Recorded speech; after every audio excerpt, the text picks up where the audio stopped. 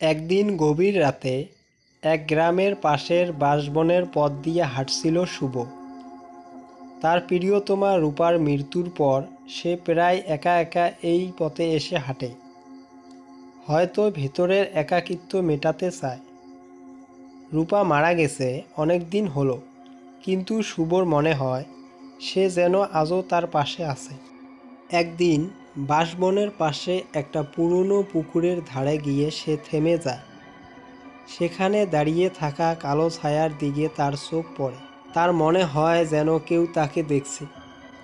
হঠাৎ সেই ছায়াটা নড়তে থাকে এবং শুভর দিকে আসতে থাকে।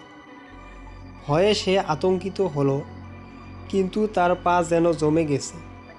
সে নড়তে পারছে না।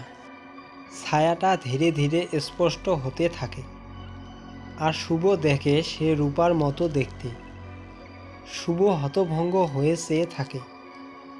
মেয়েটি তার দিকে তাকিয়ে হালকা হেসে বলে, শুভ, তুমি আমাকে ভুলে গেছো?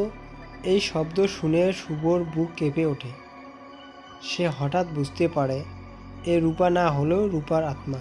শুভ ভয়ে মিশ্রিত কণ্ঠ নিয়ে বলে, রূপা, আমি কি করে তোমায় ভুলে যাব? তুমি তো আমার হৃদয়ের গভীরে রয়েছ। রূপা মৃদু হেসে বলে, তবে কেন তুমি প্রতিদিন এখানে এসে কষ্ট পাও? আমাকে যে তুমি এখানে রেখেছো, আমাকে মুক্তি করো। শুভর চোখ দিয়ে জল ঝরতে থাকে। সে বোঝে রূপার আত্মা এখানে আটকে আছে তার প্রতি শুভর অগাধ ভালোবাসার কারণে। রূপা বিদায় নিতে পারছে না, কারণ শুভ তাকে ভুলতে পারছে না। শুভ কাঁপা কণ্ঠে বলে, তুমি সত্যি মুক্তি চাও? রূপা মাথা নাড়ে। তুমি যদি সত্যি আমাকে ভালোবাসো, তবে আমাকে মুক্তি দাও। তোমার ভালোবাসায় আমি বাধা পড়ে আছি। শুভ গভীর দুঃখ নিয়ে বলে, তুমি যেখানে ভালো থাকবে আমি সেখানেই মুক্তি দেব। বিদায় রূপা।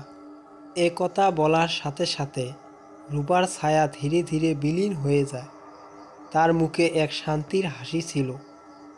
শুভ বুঝে যায় সে তার ভালোবাসার মানুষটিকে চিরতরে মুক্তি করে দিয়েছে। সেই রাতের পর থেকে শুভ আর বাঁশবনের পথে হাঁটেনি, কিন্তু মাঝে মাঝে রাতের নিস্তব্ধতায় তার মনে হয় কেউ যেন তাকে খুব নরমভাবে বিদায় জানিয়ে গেল।